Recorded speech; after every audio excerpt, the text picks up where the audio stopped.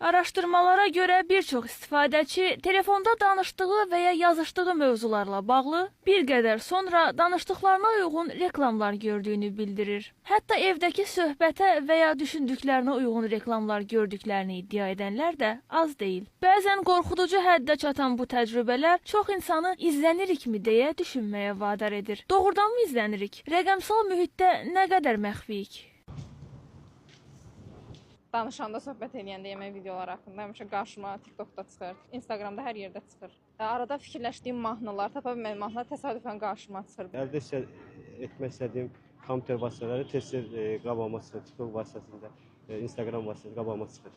Məsəl üçün arzulanmışam nəsə alım, gözləmişəm endirim olsun.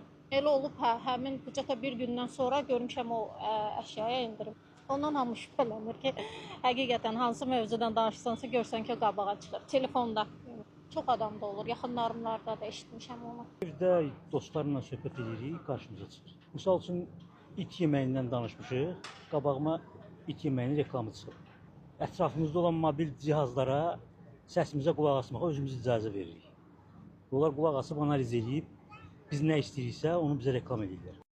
Milyonlarla istifadəçisi olan Instagram platformasının rəhbəri Adam Mosseri bir neçə gün əvvəl sosial mediada geniş yayılan iddialara aydınlıq gətirdi. O bildirdi ki, Instagram istifadəçilərin mikrofonlarına icazəsiz şəkildə daxil olmur. Onları reklam məqsədi ilə dinləmir. O zaman belə bir sual yaranır. Bəs bir neçə gün əvvəl dostlarımızla söhbət etdiyimiz məhsulun reklamlarının qarşımıza çıxması təsadüfi şəkildə baş verir? Mütəxəssislərin fikrincə axtarış tarixçəmiz, kliklədiyimiz linklər, izlədiyimiz videolar və sosial mediada sərgilədiyimiz davranışlar, bütün bunlar alqoritmlər tərəfindən təhlil olunur və nəticədə uyğun reklamlar təqdim edilir.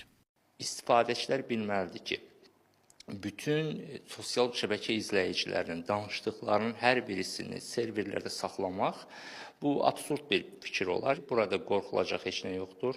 Yəni biz heç kim tərəfindən izlənmirik. Bizim rahatlığımız üçün bizə məhsul təklif edilir. Sual olunsa ki, əgər onlar istəsələr bizim bütün danışıqlarımızı dinləyə bilərmi, bizi izləyə bilərmi? Bəli, bu texnologiyanın avantajıdır. Bu beynəlxalq standartlara görə uyğun deyil. Bir sosial şəbəkənin tətbiqini yüklədiyimizdə orada mikrofona və həmçinin kameraya və eyni ilə də oradakı fayllar üçün bizdən icazə istəyir. Bu icazələrdə var ki, hər zaman və ya sadəcə bu tətbiqi istifadə edərkən, bir də heç bir zaman.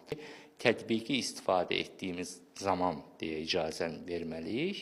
Əgər hər zaman versək, tətbiq açıq olmadıqda da onlar mikrofona, kameraya və ya fayllara əlçatan olacaq. Marketinq üzrə ekspert Lamiyə Əliyeva deyir ki, sosial şəbəkələrdə gördüyümüz reklamlar heç də təsadüfi deyil. Sosial platformalar bizim yaşımız, maraqlarımız və davranışlarımız haqqında geniş məlumat toplayır. Bu məlumatlar əsasında marketoloqlar bizə marağımıza uyğun, vaxtında və doğru kanallarla reklamlar təqdim edir. Bizim marketoloqların müştəri davranışlarını analiz edərək yaratdığı kampaniya və reklam təklifləri olur. Bunlarda istər sosial şəbəkə olsun, istər birbaşa marketinq kanallarından SMS, e-mail və yaxud da push bildirişləri əslində burada psixologiyada işə qoşulmuş olur. Çünki insan təkrar gördüyü və onun maraq dairəsinə uyğunlaşdırılmış mesajlara daha tez reaksiya verirlər. Bu strategiyalar şirkətlərə daha çox satış və brend tanınırlığı gətirir. Hüquqşünas Ramil Süleymanov bildirir ki, proqramlar istifadəçilərin məlumatlarını toplayıb paylaşır, amma bu zaman istifadəçilər özləri tətbiqlərə icazə verirlər. Onun sözlərinə görə fərdi istifadəçilər hüquqlarını müdafiə edə bilər, amma bu proses həm uzun, həm də baha olduğundan təbii olaraq çox adam buna üstünlük vermir. Azərbaycan Respublikasının Konstitusiyasının 32-ci maddəsinin 3-cü hissəsində qeyd olunur ki, şəxsin özünün razılığı olmadan onun barəsində hər hansı bir məlumatın toplanılmasına, ötürülməsinə yol verilmir. Qeyd edeyim ki, bu applicationlar vasitəsilə şəxs razılıq verirsə, artıq orada onun konstitusyon hüququnun pozulmasından söhbət belə gedə bilməz. Məsələn, Google olsun, TikTok olsun, Facebook olsun, Meta şirkətlər qrupu və s. Bu şirkətlərə qarşı zaman-zaman məhkəmə iddialarının qaldırılmasının şahidiyik. Bunun da ən böyük səbəbi odur ki, həmin şəxslər o ölkələrin daxilində açdığı yerli şirkətlər vasitəsilə əhalinin müəyyən məlumatlarının və baza informasiyalarının toplanılması vasitəsilə müəyyən məlumatları əldə eləyir, onu digər operator şirkətlərə mübadilə eləyir, ötürür və beləliklə şəxsə zaman-zaman alqoritmlər üzrə məlumatların göndərilməsinə nail olunur.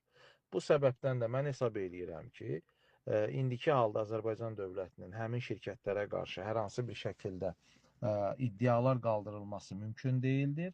Çünki həmin şirkətlərlə Azərbaycan dövlətinin arasında beynəlxalq müqavilələr mövcud deyil.